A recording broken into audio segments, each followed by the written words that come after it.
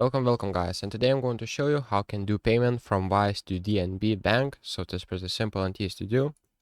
Just open up your Wise app and go to the bottom right here and click on the payments. And after that you will see this page where it says payments. You will see the send and request button. Click on the send and here select a currency. So it will be probably kronas or euros. After that, add a recipient, so click on the bank details. Here select who's your recipient, and after that you will need to enter bank account details that you're going to send to.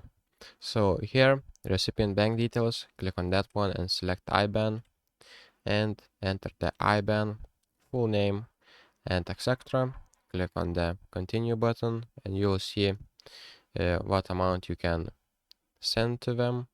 So select the amount that you want to send and review all the details, information, confirm it and send it. So thank you guys and see you in the next one.